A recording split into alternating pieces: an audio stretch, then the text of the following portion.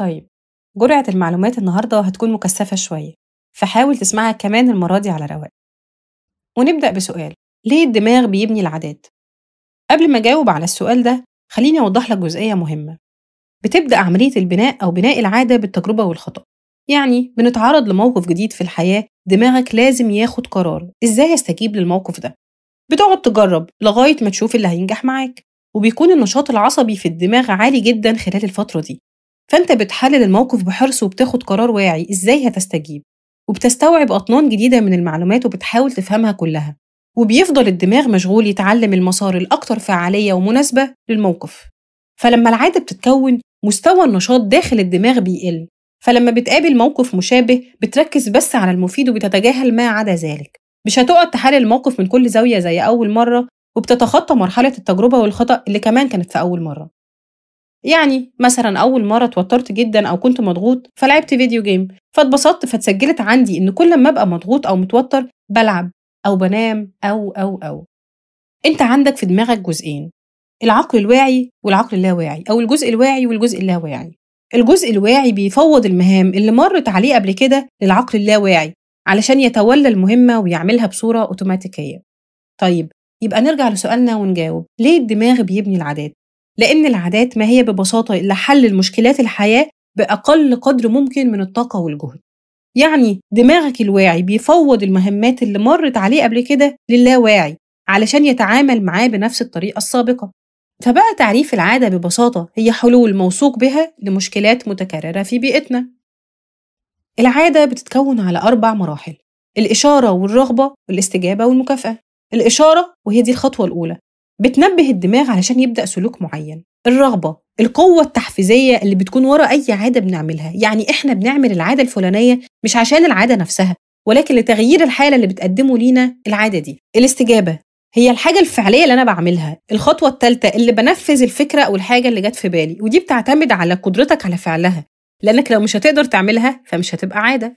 المكافأة، وهي دي الخطوة الأخيرة والغرض من كل عادة أو المقصد النهائي. طيب، في شخص عارف المشكلة عنده فين بس مش عارف إزاي يحلها. بس في شخص تاني بقى هو مش عارف، يعني أنا حاسس إن أنا كويس يعني. طيب، على فرض إنك مش عارف تصنف عاداتك أو سلوكياتك دي من الناحية الإيجابية أو من الناحية السلبية، الكاتب بيقترح لنا فكرة الكتابة، وهي إنك تعمل قائمة بعاداتك اليومية بالتفصيل. بقوم من النوم، برتب مكاني، بمسك تليفوني، بغسل أسناني، بفطر إلى آخره، واكتب كل حاجة بالتفصيل. بمجرد ما هيبقى عندك قائمة كاملة بكل سلوكياتك، اسأل نفسك: هل العادة أو السلوك ده كويس ولا وحش؟ يعني بيفيدني ولا عادي يعني؟ طيب، أنا مش فارق، يعني مش قادرة أحدد. طيب، هيوصلني للشخص اللي أتمنى أكون عليه؟ وابدأ حط جنب كل عادة أو سلوك علامة أو إشارة معينة. الهدف إيه من القائمة دي؟ الهدف منها إنك تلاحظ نفسك، تشوف نفسك من بره، وبالتالي هتقدر تحدد سلوكياتك الإيجابية من السلبية. طيب خلاص، أنا دلوقتي عرفت إن أنا عندي عادة سيئة أو عادتين أو أيا كان. طيب، عايزة أغيرهم، أعمل إيه؟ الكاتب بيقترح لنا طريقة الإشارة والنداء على حياتك. يعني قول بصوت عالي على الحاجة أو العادة اللي هتعملها والنتيجة اللي هتترتب عليها. مثلا، لقيت نفسك وانت متضايق أو زعلان بتروح تاكل حلويات، وانت بتاكل قول لنفسك: أنا هاكل الكيك دي وأنا مش عايز، بس أنا زعلان وده هيزود وزني وهيضر صحتي، يعني هبقى حزين ومريض.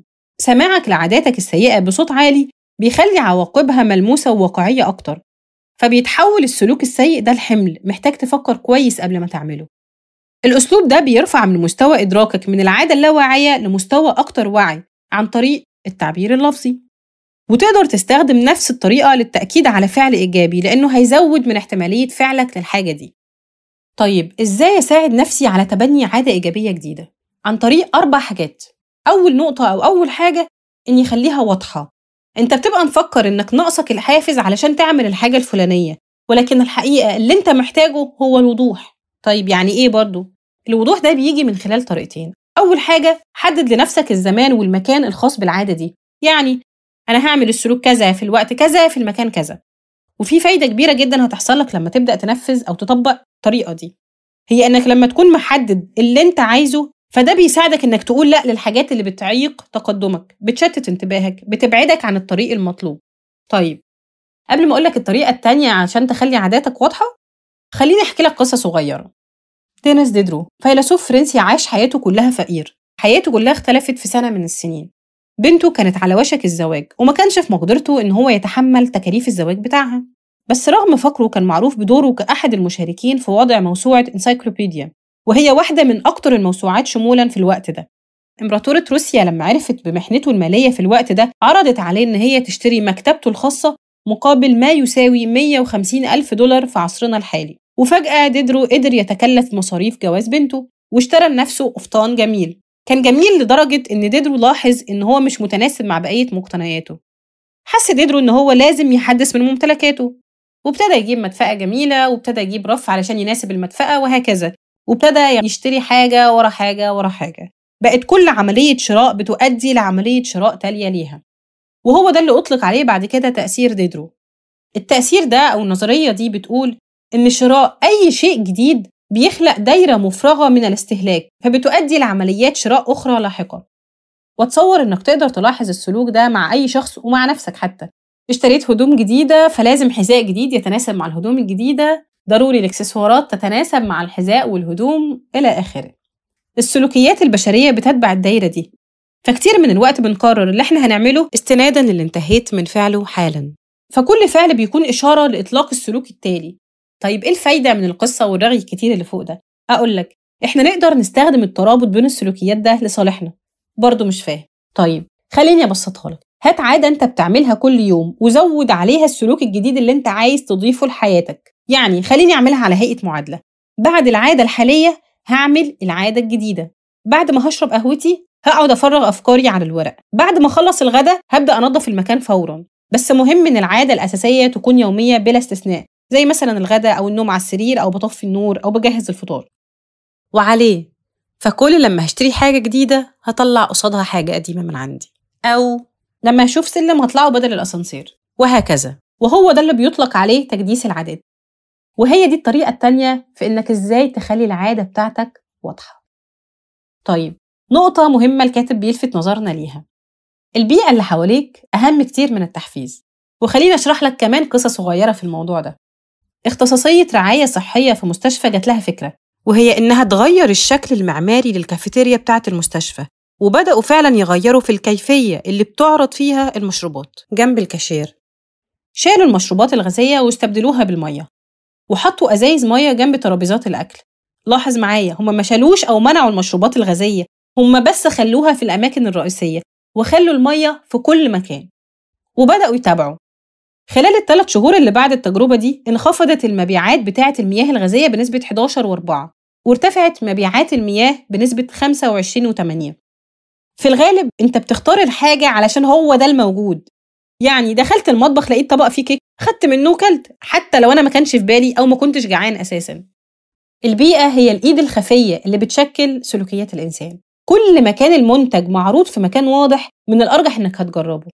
طيب فهمنا النقطة دي، إزاي بقى أخلي البيئة اللي حواليا تساعدني في بناء عادة جديدة أو سلوك أنا عايزة أتبناه؟ خلينا أديلك مثال. أنا عايز في وقتي الفاضي أقرأ قرآن بدل التليفون، يبقى خلي المصحف جنبي على سريري أو قدامي.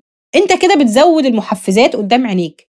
كمان الكاتب بيقول لنا إنك سهل تغير عاداتك في بيئة جديدة، لأنها بتساعدك تهرب من المحفزات القديمة الخاصة بالعادة القديمة. يعني غير المكان اللي متعود عليه. أسهل إنك تتبنى عادة جديدة بسياق جديد بدل من إنك تتبنى عادة جديدة في مكان مليان محفزات وإشارات معارضة للعادة دي. فمثلا هيكون صعب تنام بدري لو فضلت تتفرج على التلفزيون في أوضتك. صعب تركز في مذاكرتك من غير تشتت لو هو ده المكان اللي بتلعب فيه فيديو جيمز مثلا. بس لما تسيب البيئة دي فأنت بتسيب انحيازك الموجود للبيئة والسلوك ده. طيب لو أنا مش عارف أو مش هينفع أغير البيئة اللي حواليا تماما، أعمل إيه؟ عيد تشكيل البيئة الحالية أو أعد ترتيبها، وانوي كده مساحة واحدة، عمل واحد. المكان ده للنوم، المكان ده للمذاكرة.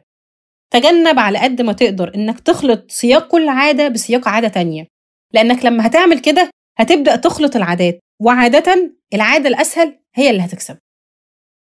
علشان كده تليفونك انت ممكن تستخدمه في كل حاجة، تتعلم منه حاجة جديدة وتفتح منه سوشيال ميديا وتعرف منه الوقت وتلعب عليه، ولكن في النهاية كل ده مش لصالحك.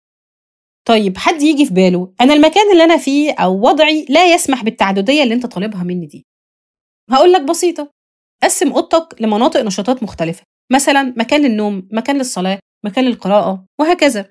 العادات السيئة بتغذي نفسها، فهي بتقوي المشاعر اللي عايز تقللها. أنت متضايق فبتاكل سكريات كتير، وعلشان بتاكل سكريات كتير فأنت متضايق، وهكذا.